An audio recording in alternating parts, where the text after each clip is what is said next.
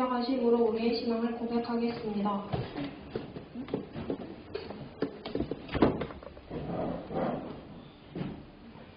나는 전능하신 아버지 하나님 천지의 창조주를 믿습니다.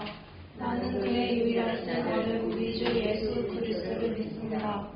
그는 성령으로 잉태되어 동정녀 마리아에게서 나시고 본디오 빌라도에게 고난을 받아 십자가에 못 박혀 죽으시고 장사된지 4일 만에 죽은 자 가운데서 다시 살아나셨으며 하늘로 오르시어 전능하신 아버지 하나님 우편에 앉아 계시다가 거기로부터 살아있는 자와 죽은 자를 심판하러 오십니다. 나는 성령을 믿으며 거룩한 공교회와 성도의 교제와 죄를 용서받는 것과 몸의 부활과 영생을 믿습니다. 교독문은 95번을 함께 교독하겠습니다. 교독문 95번을 함께 교독하겠습니다. 내가 사람의 방언과 천사의 말을 할지라도 사람이 없으면 소리나는 소리와 울리는 꽹과리가 되고 내가 예언하는 능력이 있어 모든 비밀과 모든 지식을 알고 또 산을 옮길 만한 모든 믿음이 있을지라도 사람이 없으면 내가 아무것도 아니요 내가 내게 있는 모든 것으로 구제하고 또 내 몸을 불사르게 내줄지라도 사랑이 없으면 내게 아무 유익이 없느니라. 사랑은 오래 참고 사랑은 온유하며 시기하지 아니하며 사랑은 사랑하지 아니하며 교만하지 아니하며 무례히 행하지 아니하며 자신의 유익을 구하지 아니하며 성내지 아니하며 악한 것을 생각하지 아니하며 우리를 기뻐하지 아니하며 진리와 함께 기뻐하고 모든 것을 참으며 모든 것을 믿으며 모든 것을 바라며 모든 것을 견디느니라. 사랑은 언제까지나 떨어지지 아니하되 예언도 회하고 방언도 그치고 지식도 회하리라. 그런즉 믿음, 소망, 사랑 이 세 가지는 항상 있을 것인데 그 중에 제일은 사랑이라. 아멘. 모두 자리에 앉아서 나는 예배자입니다. 함께 찬양드리겠습니다. 이 시간 예배를 위해 송예원 자매님 기도 인도하시겠습니다.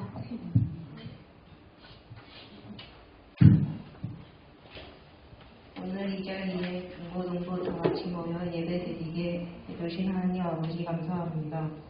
지난 한 주간 하나님의 뜻대로 살아가지 못하고 잘못된 생각과 행동으로 생긴 죄들을 용서해 주세요. 아직 오지 않은 친구들의 발걸음을 지촉하여 주시고 이 시간 하나님의 말씀을 전하시는 목사님을 기억하고 축복하여 주시고 목사님께서 전해주시는 말씀의 은혜로 믿음이 성장하는 중고등부가 될 수 있도록 도와주세요. 이 모든 말씀 예수님의 이름으로 기도드립니다. 아멘. 오늘 우리에게 주신 말씀은 갈라디아서 5장 16절에서 26절 말씀입니다. 갈라디아서 5장 16절에서 26절 말씀입니다. 다 찾으신 줄 알고 한 절씩 교독하면서 읽겠습니다. 내가 이루노니 너희는 성경을 따라 행하라. 그리하면 육체의 욕심을 이루지 아니하리라. 성령을 받으시려고 성령은 죄를 벗으나니 이 중에서 대적함으로 너희가 원하는 것을 성취하지 아니하느니라. 너희가 만일 성령의 인도하시는 바가 되면 율법 아래에 있지 아니하리라.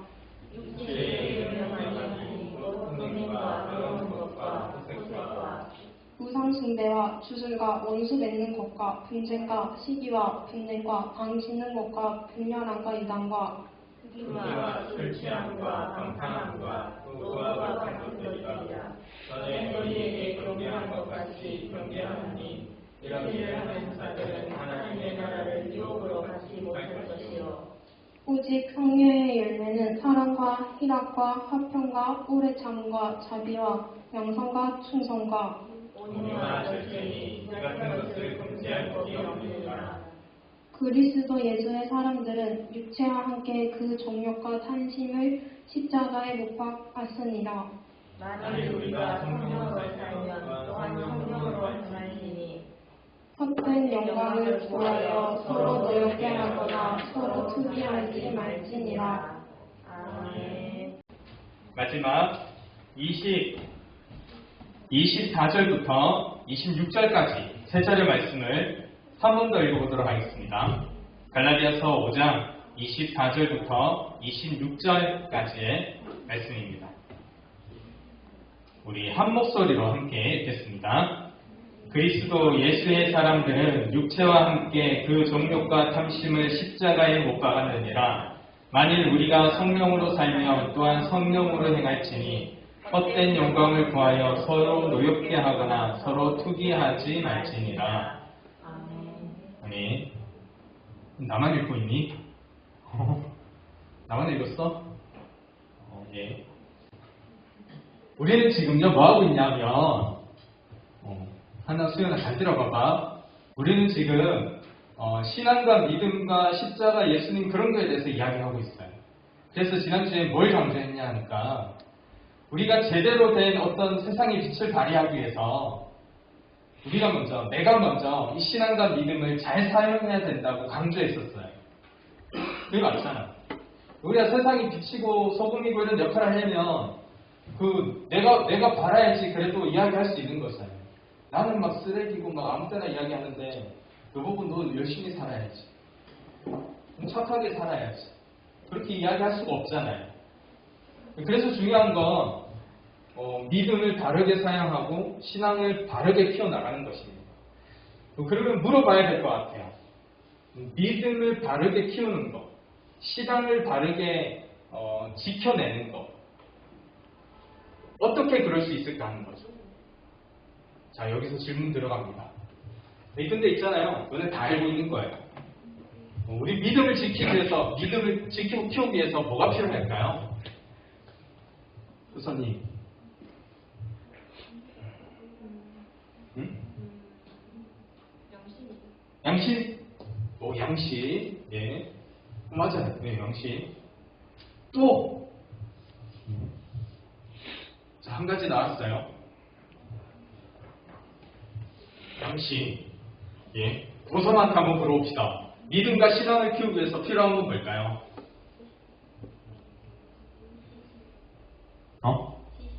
지식. 그 지식 중에서도 그러면 어떤 지식? 지식도 분류가 많잖아요. 분야가 많으니까. 성경 지식. 예. 예. 맞아요. 성경 지식. 좋아요. 양심과 성경 지식이 나왔습니다. 그러면 또 뭐 없나요? 고민하고 있는 찬영이 고민을 했습니다. 뭐 있을까요? 신앙과 믿음을 우리가 지키기 위해서 아니면 키우기 위해서 성경 읽기. 응? 성경 읽기. 성경 읽기. 그래요. 성경 읽기를 통해서 지식을 키우는 거. 예. 자, 이거 틀렸기 때문에 또 물어보는 거 아니고요. 여러 가지 대답이 있기 때문에 확인하려고 하는 거예요. 너네가 지금 모르는 게 아니고 우리가 몰라서 배우는 게 아니라요. 알고 있는 걸 다시 한번 확인하고자 하는 거예요. 지금 생각하고 있는 거 그건 맞아, 회장님. 그러면 그 걷기 위해서 필요한 긍정적인 마음 정말 필요합니다. 예, 다 나오고 웬만한 거 다 나온 것 같아요. 맞아요. 우리 기도도 필요하고 찬양도 필요하고요. 그래서 우리 찬양 많이 합시다. 찬양도 필요하고요. 우리 진실한 마음으로 드리는 예배와 또 그 예배를 선한 영향력으로 좋은 방향으로 계속해서 이끌어가려고 하는 긍정적인 생각과 마인드 이런 것들 잊어버리지 않는 거 중요하죠. 그러면 다 할 수는 없으니까 이 시간에는 예배에 대해서만 한번 이야기해 볼게요. 그러면 그렇게 신앙과 믿음을 키우기 위해서 필요한 예배를 그러면 잘 드린다는 건 어떤 걸까 하는 겁니다. 예배에 우리 시간 맞춰 와가지고 예배 드리고 이거 너무 필요하죠. 근데 그런 기본적인 것들도 중요하지만 우리 예배의 어떤 의미를 한번 생각해 봤을 때요. 우리가 드리는 지금 이 예배는 분명히 한계가 있어요. 굳이 따지면 이런 거죠. 우리가 드려지는 예배에 모든 사람들이 다 와서 은혜 받을 수 있을까요? 라고 생각했을 때 목사님은 어렵다고 생각해요. 목사로서 안 되는 이야기인가? 물론 예배는 완전합니다. 그래서 모든 사람들이 와서 충분히 하나님의 은혜를 누릴 수 있는 통로겠죠. 근데 그 예배를 만들어가는 우리는 완전하지 않잖아요. 그래서 한계가 있어요. 굳이 따지면 우리가 일반적으로 이렇게 드리는 예배는요, 대상이 정해져 있어요. 이런 거죠. 도시에 살아가는 웬만한 소득 수준이 되는 근로자를 대상으로 하고 있는 게 우리가 드리는 예배입니다. 저 농촌에서 사는 사람도 아니에요. 뭐 농촌, 어촌 이걸 비하하는 게 아니라 대상이 그렇게 정해져 있어요. 우리가 이렇게 드리는 예배의 예전은 도시에 살아가는 웬만한 소득 수준이 돼서 뭐 풍요롭지는 않지만 좀 모자라지 않게 생활을 이끌어 나갈 수 있는 도시 근로자들이 누릴 수 있는 예배예요. 이전에는 어땠을까요? 우리가 지금 이렇게 목사님이 앞에 서서 시선을 다 집중시키고 있고 이렇게 회중이 앉아가지고 예전을 드리고 설교를 듣고 이런 방식은요, 로마 카톨릭에서 온 방식이에요. 이거 바실리카 양식이라고 해요. 나 좀 많이 아는 것 같은데. 이거는 로마 카톨릭에서부터 시작했어요. 그 카톨릭 교회가 생겨나면서부터 일정된 제한된 환경에 사람들 많이 모아놓고 말씀을 증거하고 이런. 그전에는 어땠을까 하면, 그전에는 유대인들은 그렇게 예배드리지 않았죠. 회당이라는 곳에서 예배드렸어요. 그 주일날마다 주중에 찾아가가지고 회당에 이렇게 들어가는 거예요. 그럼 그 회당은 어떻게 생겼는가 하면 로마 성당처럼 생기지 않았어요. 이렇게 둥그런 그 공간처럼 생겼어요. 그 의자도 이렇게 막 둥그렇게 앉아져 있고, 들어가면 누구나 앉아서 자리에 앉아서 묵상하고, 또 거기에 가면 성경이 있는 거예요. 그 시대는 문서가 이렇게 흔한 시대가 아니잖아요. 회당에 가서 그래서 문서를 읽는 거죠. 성경을. 회당에 가야만 읽을 수가 있었어요. 그나마 자유롭게 그렇게 읽고 또 듣고. 히브리어는 모음이 없는 거 알아요? 그래서 모르는 사람이 보면 봐도 몰라요. 그러니까 모르는 사람들은 그냥 옆에 앉아가지고 다른 사람들이 읽는 거 그냥 듣는 거죠. 그런가 하면 누구라도 자유롭게 한번 일어나가지고 오늘 뭐 어떤 말씀이 있으면 그 말씀에 대해서 느끼고 있는 것도 한번 얘기해 볼래? 라고 이야기하면 그 회당에 랍비가 얘기하면, 그러면 누구라도 그날 그 깨달음이 있는 사람이 일어나가지고 막 이야기하는 거예요. 뭐 이런 말씀이 있는데 이렇게 해가지고 나는 이런 것 같다. 이 말씀이. 예수님도 그렇게 하셨잖아요. 바울도 그렇게 했어요. 그러니까 그런 걸 들어보고, 야 좋네. 야 다음 주에도 한번 와서 다시 한번 이야기해 줄래? 뭐 그런 이야기가 성경에 있잖아요. 그러니까 그 당시에 유대인들은 그렇게 예배 드렸어요. 그럼 우리가 다시 한번 생각해 봐야겠죠. 물어봅시다. 그럼 우리가 지금 예배 잘 드린다는 거, 어떤 의미일까요? 어떤 모습일까요? 목사님한테 자주 묻는 질문이 있습니다. 특히나 요즘에 그 영상이 발전했잖아요. 그래서 집에서도 예배 드리고 이러다 보니까 청년들이 자주 물어봐요. 목사님 꼭 요즘에 교회 나가야 돼요? 예배는 꼭 예배당에 와서 드려야 되나요? 이런 질문 자주 하더라고요. 여러 가지 질문이 있겠지만요. 목사님 꼭 예배가 필요하다고 생각합니다. 그리고 교회에 와서 예배 드렸으면 좋겠어요. 그래서 교회도 있었으면 좋겠고, 교회 우리 리버데링만 하잖아요. 그래서 리버데링 잘해가지고 많은 사람들이 더 쾌적하게 예배를 드릴 수 있었으면 좋겠어요. 그리고 이 예배도 가능하다면 나와서 예배 드릴 수 있으면 좋겠어요. 이런 거죠. 수영장 가서 수영 배우잖아요. 태권도장 가서 태권도 배우잖아요. 피아노 배우려면 피아노 학원 가죠. 그런 것처럼 태권도 집에서도 할 수 있어요. 수영도 집에서도 할 수 있어요. 우리 애들은 지금 2년 동안 집에서 물장 치고 있어요. 물놀이 할 수 있잖아요. 피아노도 집에서 얼마든지 배울 수 있지만 피아노 학원 가는 이유가 있죠. 태권도 학원 가는 이유가 있고, 수영장 가는 이유가 있습니다.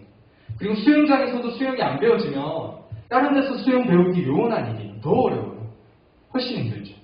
그런 것처럼 예배가 또 교회가 우리 부서가 우리 공동체가 계속 있어서 예배와 교회를 이어나갈 수 있으면 좋겠습니다. 그런데 중요한 건 이렇게 이어나가고 싶은 그 마음이요.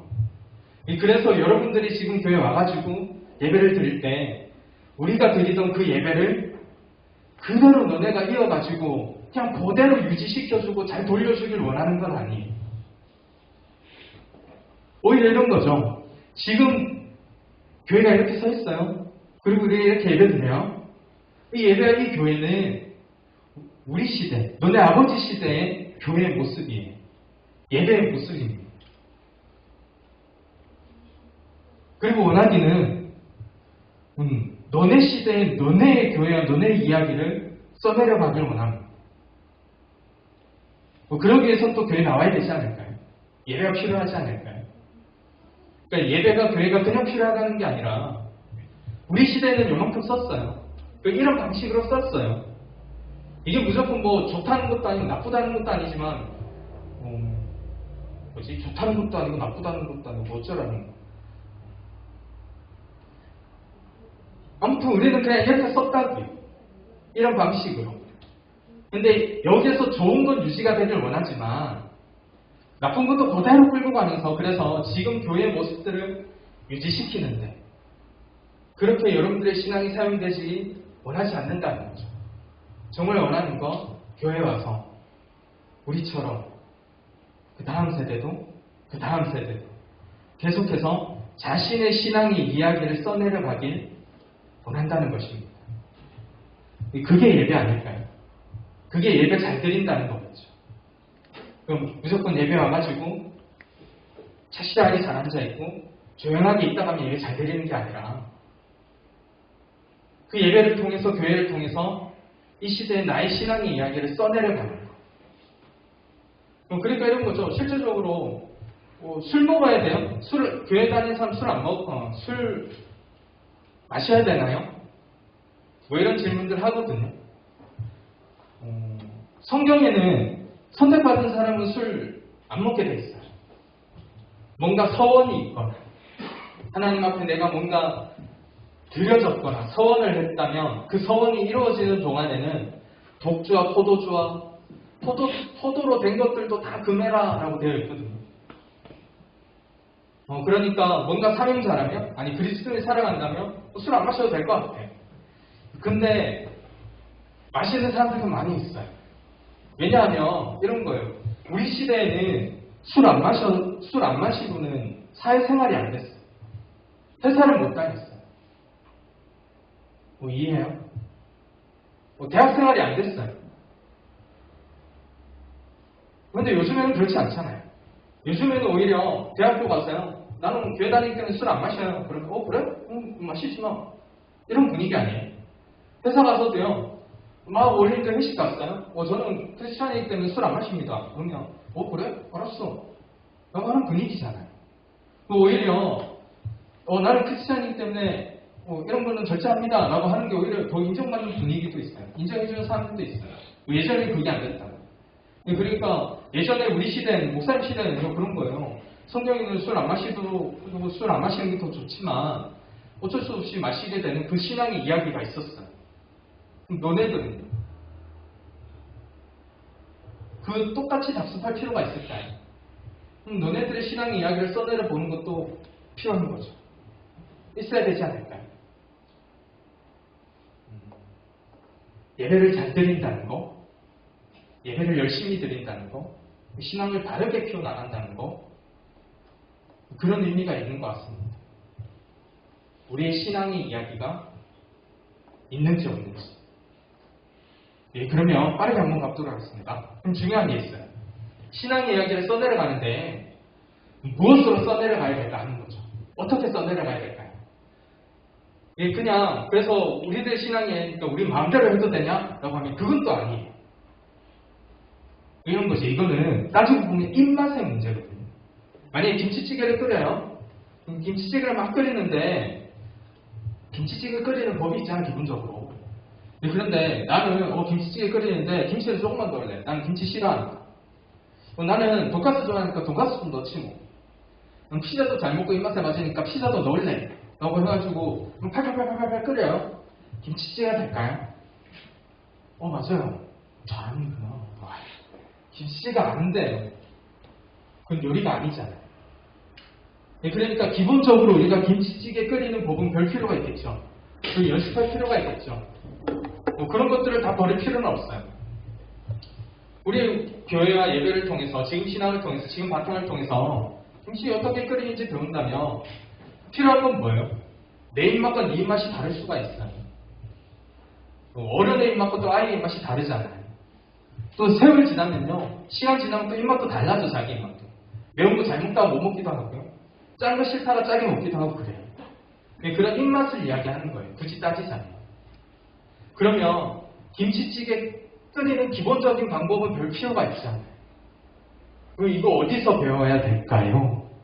벌써도 우리 계속해서 이야기해서 다 알고 있어요. 목사님은 간절히 원하시는 그 방법을 우리가 말씀을 통해서 배웠으면 좋겠습니다.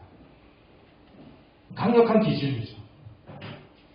그러면 말씀이 이야기하고 있어요. 나쁜 것과 좋은 것을 이야기하고 있어요. 오늘 말씀에서 이야기하고 있는 나쁜 것과 좋은 것은 무엇입니까? 오늘 말씀 다시 한번 읽어보겠습니다. 목사님 빠르게 한번 읽어볼게요. 18절에 이렇게 이야기하고 있어요. 너희가 만일 성령이 인도하시는 바가 되면 율법 아래에 있지 아니하리라. 여기서 율법 아래에 있지 아니한다는 건 뭐냐면 율법이 소용없어, 상관없어, 안 지켜도 돼, 이게 아니에요. 율법 아래에 있지 않는다는 이야기는 지금 뭐냐면 성령을 행하는 사람은 지금 율법이 뭐하고 있어요? 세상에서 율법 안 지키면 안 돼, 율법 모르면 안 돼, 이거 하고 있잖아요. 왕이 아니면 안 돼, 귀족 아니면 안 돼, 권력자 아니면 안 돼, 누구 아들 아니면 안 돼라는 세상을 예수님께서 십자가에 달려가지고 바꿔놓으셨는데, 부활하면서 바꿔놓으셨는데, 그걸 똑같이 배웠다는 사람이, 신앙 있다는 사람들이 똑같이 가려고 하는 거예요. 말만 바꿔서 율법 아니면 안 돼, 모르면 안 돼, 안 행하면 안 돼, 너는 바리새인이 아니니까, 사두개인이 아니니까 지금 이걸 이야기하고 있는 거거든요. 그러니까 그게 아니라는 거예요. 그 안에 있는 게 아니라 성령이 인도하시는 바대로 하면 율법에서 자유하게 됩니다. 그러니까 율법을 안 지킨다는 게 아니라 율법을 제대로 사용한다는 거겠죠. 그러면서 일러주는 게 육체의 일은 분명하니, 그러고서 이런 거예요. 음행과 더러운 것과 호색과 우상숭배와 주술과 원수 맺는 것과 분쟁과 시기와 분쟁과 당짓는 것과 분열함과 이단과 투기와 술취함과 방탕함과 또 그와 같은 것들이라. 전에 너희에게 경계한 것 같이 경계하노니 이런 일을 하는 자들은 하나님의 나라를 유업으로 받지 못할 것이요. 들어보니까 어때요? 나쁜 건가요? 좋은 건가요? 저건 나쁜 거 아닌가 하는 게 있나요? 한번 띄워줄래요? 저 중에서 저거는 별로 안 나쁜 것 같아요 하는 게 있나요? 들어보면 다 나쁜 거죠? 보면 다 나쁜 말이에요. 맞나요? 그런데 보세요. 저런 모습들이요, 우리 안에 은연중에 잘 나타날 수가 있어요. 이건 넘어가. 그러니까 조심해야 되겠습니다. 좋은 건 뭐가 있냐 하면요, 오직 성령의 열매를 이야기해주고 있어요. 그래서 유명한 오직 성령의 열매 9가지는 이것이니 사랑하고 장인추 온절, 사랑과 희락과 화평과 오래 참음과 자비와 양성과 충성과 온유와 절제니 이 같은 것을 금지할 법이 없느니라. 성령의 9가지 열매 한번 외워본 적 있죠? 없으면 지금 외우세요. 사랑, 희락, 화평, 오래 참음, 자비, 양성, 온유, 충성, 절제. 맞나? 목사님 시험 칠 때 외웠었는데 사기마오 자양 초원절 이렇게 해가지고 쭉쭉 적어놓고 뒤에 이렇게 합니다. 성령의 9가지 열매. 숙제입니다. 다음 주까지 외워보세요. 뭐 외우라고? 그래요. 성령의 9가지 열매. 사기마오 자양 초원절, 사희화호 자양 초원절. 물론 이것만 있는 건 아니에요. 근데 이거라도 외우는 게 좋은 거죠. 이야기하고 싶은 이유입니다. 왜냐면 이게 성경에 있어요. 그렇지만 이게 성경이 전부는 아니겠죠. 그래서 늘 성경을 읽고 생각하고 이게 정말 맞는지 고민해보고 적용시켜보는 훈련이 필요하겠습니다. 그리고 중요한 거, 그리고 또 필요한 거, 성경이요, 읽어보면요, 어렵죠? 잘 안 되고. 그리고 예전에는 그래도 그나마 이거 아는 게 힘이 없어요. 그런데 요즘에는 누구라도 성경을 읽을 수 있습니다. 문서가 많이 있으니까. 이게 공개된 책이고 숨겨져 있는 게 아니잖아요. 그러다 보니까 뭐가 많이 생기는가 하면요. 자의적인 해석이 많이 생겨요. 이 자의적인 해석도 근데 나쁜 건 아닙니다. 따지고 보면 성경을 읽고 자기가 이렇게 느끼는 대로 그대로 감동이 돼서 행하면 좋은 거잖아요. 근데 그 안에서 잘못 해석되는 것들이 많이 있기 때문에 어려움이 있는 거죠. 그럼 어떻게 해야 될까요? 잘못 해석되는 것들이 많이 있어요. 잘 공부해야 되겠지. 예. 외우라는 거 잘 한번 외워보고 모르는 거 한번 물어보고 조심하자는 거예요. 성경이 우리의 기준이 되지만 조심해야 되겠습니다. 특별히 성경을 읽고 적용하고 생각하는데 잊어버리지 않았으면 좋겠는 거 한 가지. 성경을 할 때 사랑의 마음을 잊지 않자. 지난주에요. 우선 이제 둘째 5학년인데 휴대폰을 사줬어요. 이제 드디어 휴대폰을 사줬어요. 이때까지 없다고. 맨날 노래하는 게 반에서 자기만 휴대폰 없다고. 그래서 그래 알았다라고 했는데 이번에 이제 사줬어요. 휴대폰 사주면 이제 케이스가 필요하잖아요. 케이스 하나 사러 갔어요. 목사님 마음에 이 친구는 뭔가를 잘 흘리고 다니고 떨어뜨리고 다니고 그런데 이 휴대폰이 오래 써야 되는데 갑자기 있다가 손에서 떨어지고 하면 깨지고 하면 애 마음이 아프잖아. 그래서 그러면 안 되겠다 싶어가지고 케이스인데 이렇게 목걸이에 걸고 다니는 거 이런 거 있잖아요. 그런 거 했으면 좋겠다라는 생각을 나름 가지고 있었어요. 그래서 케이스를 사러 갔다. 케이스를 사러 가서 이제 네가 마음에 드는 거 골라봐라고 말은 하지만 목사님 마음에 뭐가 있다고요? 떨어지면 마음 아프니까 깨지면 하지 말라고 잘 보관하라고 오래오래 잘 쓰라고 목걸이에 거는 거 해주고 싶었다고. 그런데 이렇게 쭈뼛쭈뼛거리면서 자기가 뭐 이렇게만 잘 골라요. 그리고 고르는데 뭐 이상한 거 이런 거 고르는 거예요. 좀 투박한데 뭐 뒤에 카드도 들어가고 목사님 보기에는 하나 쓸모없는 것 같은데 이게 색깔도 이상하고 뭐 그런 것만 고르는 거예요. 그래서 알았다 하고 이제 다시 한번 보자라고 하면서 이렇게 봤죠. 그래서 보면서 이제 이야기를 친구하고 하는데 몰랐던 걸 깨달았어요. 왜냐하면 이제 5학년이거든요. 그러니까 5학년 된 친구가 휴대폰 생겼다고 해서 이렇게 목에 걸고 다니고 이렇게 가면 부끄러울 수도 있겠구나라는 생각이 들었어요. 그 친구하고 이야기하면서. 그래서 목사님이 내가 좋은 마음으로 했지만 좋은 마음이었잖아요. 그 좋은 마음으로 했지만 그 좋은 마음이 좋겠고 안 갈 수도 있겠구나. 그럴 일도 있을 수 있겠구나 라는 걸 깨닫는 거죠. 왜요? 난 똑똑하니까.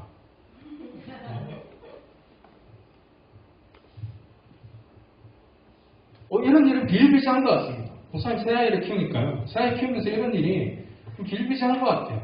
나는 좋은 마음으로 했는데 이게 좋은 마음으로 안 갔던 거죠. 목사님은 지금 11년째 이렇게 말씀을 전하고 있는데 그러면서도 돌아보면 말씀을 잘 전해서 뿌듯했던 때가 있었던 것 같아요. 10몇 년 했는데 그 중에서 몇 번은 못 뿌듯했었겠지. 그런데 대부분의 시간들은 뭐냐면 뭐 이런 시간이에요. 뭐 이런 분위기에 더워서 다 지쳐있고 막 이렇게 하는 그런 분위기에 그리고 제일 드는 마음이 뭐냐면 늘 잊어버리지 않는 마음은